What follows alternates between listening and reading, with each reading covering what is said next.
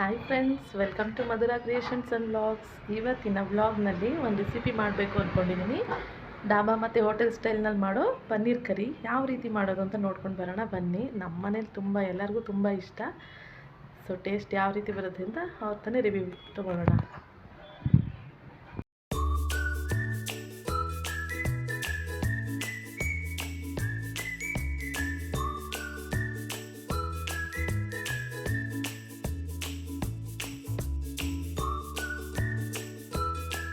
Friends, paneer ಕರಿ ಮಾಡೋದಕ್ಕೆ ಏನೇನು ಬೇಕು ನೋಡೋಣ ಬನ್ನಿ. ನಾನಿಲ್ಲೊಂದು 5 ಈರುಳ್ಳಿನ ಕಟ್ ಮಾಡಿ ಇಟ್ಕೊಂಡಿದ್ದೀನಿ. ದಪ್ಪ ದಪ್ಪ ಸೈಜೇ ಕಟ್ ಮಾಡಿದ್ದೀನಿ. ಸ್ವಲ್ಪ ಶುಂಠಿ, ಬೆಳ್ಳುಳ್ಳಿ, ಚಕ್ಕೆ, ಲವಂಗ, ಏಲಕ್ಕಿ ಕಾಯಿ ಮತ್ತು ಸ್ವಲ್ಪ ಗೋಡಂಬಿ, ಟೊಮೆಟೊ 1-2-3, ಸಾಂಬಾರು ಸೊಪ್ಪು, ಪುದೀನಾನ ತೊಳೆದು ಎಲ್ಲ ಕಟ್ ಮಾಡಿ ರೆಡಿ ಮಾಡಿ ಇಟ್ಕೊಂಡಿದ್ದೀನಿ ಫ್ರೆಂಡ್ಸ್. ಈಗ ಒಂದು ಬಾಣಲಿಗೆ ಎಣ್ಣೆ ಹಾಕ್ಬಿಟ್ಟು ಈರುಳ್ಳಿ ದಪ್ಪ ದಪ್ಪ ಸೈಜ್ನಲ್ಲಿ ಕಟ್ ಮಾಡಿದ್ವಿ ಅಲ್ವಾ, ಅದನ್ನು ಆಯಿಲಲ್ಲಿ ಚೆನ್ನಾಗಿ ಫ್ರೈ ಮಾಡಬೇಕು. ಜೊತೆಗೇ ಫ್ರೈ ಮಾಡ್ತಾ ಜೊತೆಗೇ ಸ್ವಲ್ಪ ಶುಂಠಿ, ಬೆಳ್ಳುಳ್ಳಿ ಹಾಕ್ಬಿಟ್ಟು ಕೂಡ ಫ್ರೈ ಮಾಡಬೇಕು. ನಾವು ಏನೇನು ಐಟಮ್ಸ್ ತೊಗೊಂಡಿದ್ವೋ ಎಲ್ಲದನ್ನು, ಈಗ ನಾನು ಗೋಡಂಬಿ ತೊಗೊಂಡಿದ್ದೆ ಅಲ್ವಾ, ಅದರಲ್ಲಿ ಒಂದು 10-15 ಪೀಸು ಗೋಡಂಬಿ ಹಾಕಿದ್ದೀನಿ. ಚಕ್ಕೆ ಮತ್ತು ಲವಂಗ, 4 ಏಲಕ್ಕಿ ಕಾಯಿ ಹಾಕಿದ್ದೀನಿ ಫ್ರೆಂಡ್ಸ್. ಇದನ್ನೆಲ್ಲ ಚೆನ್ನಾಗಿ ಫ್ರೈ ಮಾಡಬೇಕು. ಈರುಳ್ಳಿ ಸ್ವಲ್ಪ ಚೆನ್ನಾಗಿ ಬೇಯಬೇಕು. ಜೊತೆಗೆ ಈಗ ಕಟ್ ಮಾಡಿ ಇಟ್ಕೊಂಡಿದ್ದೆ ಅಲ್ವಾ, ಒಂದು 3 ಟೊಮೆಟೊ ಕಟ್ ಮಾಡಿ ಇಟ್ಕೊಂಡಿದ್ದೆ, ಅದನ್ನು ಕೂಡ ಸೇರಿಸ್ತಾ ಇದ್ದೀನಿ. ಈಗ ಸಾಂಬಾರು ಸೊಪ್ಪು, ಪುದೀನ 2 ತೊಳೆದಿದ್ನಲ್ವ, ಅದನ್ನು ಕೂಡ ನಾನು ಬಾಣಲಿಗೆ ಹಾಕಿ ಫ್ರೈ ಮಾಡ್ತಾಯಿದ್ದೀನಿ ಫ್ರೆಂಡ್ಸ್. ಇದೆಲ್ಲ ಸ್ವಲ್ಪ ಚೆನ್ನಾಗಿ ಸಾಫ್ಟ್ ಆಗೋ ತನಕ ಫ್ರೈ ಮಾಡಬೇಕು. ಒಂದು 5 ನಿಮಿಷನೂ ಹಿಡಿತು ನನಗೆ. ಒಂದು 5 ನಿಮಿಷದ ತನಕ ಚೆನ್ನಾಗಿ ಫ್ರೈ ಮಾಡಿದ್ದೀನಿ. ನೋಡಿ, ಈಗೆಲ್ಲ ಚೆನ್ನಾಗಿ ಫ್ರೈ ಆಗಿದೆ. ಇದನ್ನು ಸ್ವಲ್ಪ ಆರಕ್ಕೆ ಬಿಟ್ಬಿಟ್ಟು ನಾನು ಮಿಕ್ಸಿ ಜಾರಿಗೆ ಹಾಕಿ ನುಣ್ಣಗೆ ಪೇಸ್ಟ್ ಮಾಡ್ಕೊಳ್ತೀನಿ ಫ್ರೆಂಡ್ಸ್. ಇದನ್ನು ಈಗ ಆರಿದೆ, ಎಲ್ಲ ಪೇಸ್ಟ್ ಮಾಡ್ಕೊಳ್ಬೇಕು.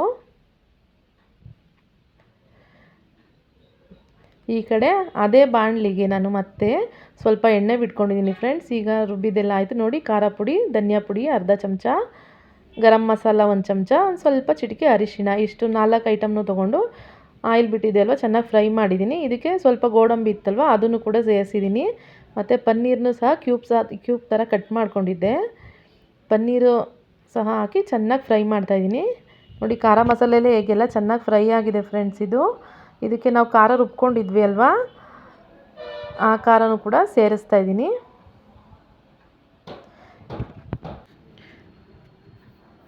ಈಗ ಮಸಾಲೆನೆಲ್ಲ ಸ್ವಲ್ಪ ಎಣ್ಣೆಲೇ ಚೆನ್ನಾಗಿ ಫ್ರೈ ಮಾಡಬೇಕು.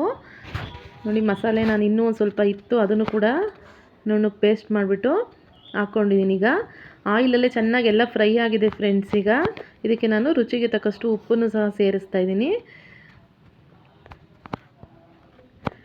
ಈಗ ಚೆನ್ನಾಗಿ ಕುದಿಯುತ್ತಿದೆ ಫ್ರೆಂಡ್ಸ್. ಈಗ ಚೆನ್ನಾಗಿ ಕುದಿಯುವಾಗ ನಮಗೆ ಯಾವ ಕನ್ಸಿಸ್ಟೆನ್ಸಿಲಿ ಬೇಕು ನೋಡಿಬಿಟ್ಟು, ಗ್ರೇವಿ ನಮಗೆ ಸ್ವಲ್ಪ ತೆಳುವಾಗಿರಬೇಕಾ ಅಥವಾ ಮೀಡಿಯಮ್, ಆ ರೀತಿ ನಮ್ಗೆ ಯಾವ ರೀತಿ ಇಷ್ಟ ಆಗುತ್ತೋ ಆ ರೀತಿ ಹಾಕ್ಕೋಬೇಕು ನೀರನ್ನ ಅಷ್ಟು ಅಳತೆಗೆ.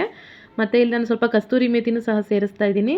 ಕಸ್ತೂರಿ ಮೇಥಿ ಹಾಕಿದ್ಮೇಲೆ ಸ್ವಲ್ಪ ಟೇಸ್ಟ್, ಸ್ಮೆಲ್, ಫ್ಲೇವರು ಸ್ವಲ್ಪ ಚೇಂಜ್ ಆಯಿತು ಫ್ರೆಂಡ್ಸ್. ತುಂಬ ಚೆನ್ನಾಗಿ ಅರೋಮಾ ಬರ್ತಾಯಿತ್ತು. ಈಗ ಮಸಾಲೆ ಎಲ್ಲ ಚೆನ್ನಾಗಿ ಫ್ರೈ ಆಗ್ತಾಯಿದೆ ಫ್ರೆಂಡ್ಸ್. ಈಗ ನೋಡಿ, ಆಯಿಲೆಲ್ಲ ಬಿಡ್ತಾಯಿದೆ. ಇನ್ನೇನು ಗ್ರೇವಿ ಆದಂಗೆ ಲೆಕ್ಕ. ಸೊ ಈಗ ಇನ್ನೊಂದು ಕಡೆ ನಾನಿಲ್ಲಿ ಪರೋಟಾನು ಸಹ ಬೇಯಿಸೋದಕ್ಕೆ ರೆಡಿ ಮಾಡ್ಕೊಳ್ತಾ ಇದ್ದೀನಿ. ನೋಡಿ, ಇವಾಗ ಮಸಾಲೆ ಎಲ್ಲ ಚೆನ್ನಾಗಿ ಬೆಂದಿದೆ, ಗ್ರೇವಿ ಎಲ್ಲ. ನೋಡಿ, ಪನ್ನೀರ್ ಕೂಡ ಒಂದೂ ಕೂಡ ಒಡೆದೋಗಿರಲಿಲ್ಲ ಫ್ರೆಂಡ್ಸ್, ಎಲ್ಲ ಚೆನ್ನಾಗಿತ್ತು. ಜೊತೆಗೆ ನಾನಿವತ್ತು ಸ್ವಲ್ಪ ಕಾಜುನೂ ಸಹ ಸೇರಿಸಿದ್ರಿಂದ ಗೋಡಂಬಿನ, ಕಾಜು ಪನ್ನೀರ್ ಕರಿ ಅಂತಲೇ ಹೇಳ್ಬೋದು. ನಾವು ರೆಸ್ಟೋರೆಂಟಲ್ಲಿ ತಿನ್ನೋದಕ್ಕಿಂತ ತುಂಬ ಟೇಸ್ಟ್ ಆಗಿತ್ತು ಫ್ರೆಂಡ್ಸ್. ಇದಕ್ಕೆ ನಾನಿವತ್ತು ಪರೋಟ ಕೂಡ ಬೇಯಿಸ್ತಾ ಇದ್ದೆ. ಸೊ ಪರೋಟ ಕೂಡ ಮಾಡಿ ತುಂಬ ದಿನ ಆಗಿತ್ತು, ಹಂಗಾಗಿ ಇವತ್ತು ಪರೋಟ ಮಾಡೋಣ ಅಂತ ಮಾಡ್ತಾಯಿದ್ವಿ ಫ್ರೆಂಡ್ಸ್. ಇವಾಗ ಇಲ್ಲಿ ಒಂದು ಸೈಡ್ ಪರೋಟ ರೆಡಿ ಆಗ್ತಾಯಿದೆ, ಒಂದು ಸೈಡಲ್ಲಿ ಗ್ರೇವಿ ಕೂಡ ರೆಡಿಯಾಗಿದೆ. ಸೊ ಇದನ್ನು ಕೊಟ್ಟು ಮನೆಯವ್ರಿಗೆ ಯಾವ ರೀತಿ ರಿವ್ಯೂ ಬರುತ್ತೆ ನೋಡೋಣ. ಫೈನಲಿ ಪರೋಟ ಗ್ರೇವಿ ಈ ರೀತಿ ರೆಡಿಯಾಗಿತ್ತು ಫ್ರೆಂಡ್ಸ್. ರೆಸ್ಟೋರೆಂಟ್ ಥರ ಟೇಸ್ಟೇ ಇತ್ತು. ಡಾಬಾ ಸ್ಟೈಲಲ್ಲಿ ಯಾವ ರೀತಿ ಟೇಸ್ಟ್ ಕೊಡ್ತಾರೋ, ಸೊ ಟೇಸ್ಟ್ ಕೂಡ ಅಷ್ಟೇ ಚೆನ್ನಾಗಿತ್ತು ಫ್ರೆಂಡ್ಸ್. ಸೊ ನಮ್ಮ ಮನೇಲಿ ಎಲ್ಲರಿಗೂ ಇಷ್ಟ ಆಯಿತು. ನೋಡೋಣ ಬನ್ನಿ, ಅವರೆಲ್ಲ ತಿಂದು ಯಾವ ರೀತಿ ಇದೆ ಅಂತ ಹೇಳ್ತಾರೆ ಅಂತ. ಈಗ ನಮ್ಮ ಮನೆಯವ್ರಿಗೆ, ಮಕ್ಕಳಿಗೆ ಎಲ್ಲರಿಗೂ ತಿಂಡಿ ಕೊಡ್ತಾಯಿದ್ದೀನಿ. ಸೊ ನಮ್ಮ ಮನೆಯವ್ರೇನೋ ಚೆನ್ನಾಗಿದೆ ಅಂತ ಹೇಳ್ಬಿಟ್ರು. ಈಗ ಮಕ್ಕಳು ಹೇಗಿದೆ ಅಂತ ಹೇಳ್ತಾರೆ.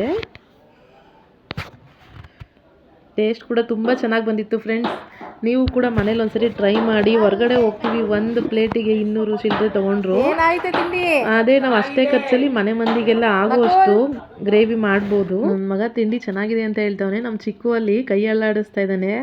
ಆದರೆ ಅವನು ಕೂಡ ಚೆನ್ನಾಗಿತ್ತು ಅಂದ್ಬಿಟ್ಟು ಪರೋಟ ಗ್ರೇವಿ ಚೆನ್ನಾಗೇ ತಿಂದಿದ್ದಾನೆ. ಇನ್ನು ಇದಾಗಿತ್ತು ಇವತ್ತಿನ ವ್ಲಾಗ್ ಫ್ರೆಂಡ್ಸ್. ಮನೇಲಿ ಎಲ್ಲರಿಗೂ ತಿಂಡಿ ಇಷ್ಟ ಆಯಿತು. ಸೊ ಯಾರಿಗಾದ್ರೂ ಬೇಕಿದ್ದರೆ ಡೆಫಿನೆಟಾಗಿ ಈ ರೀತಿ ತಿಂಡಿ ಟ್ರೈ ಮಾಡಿ.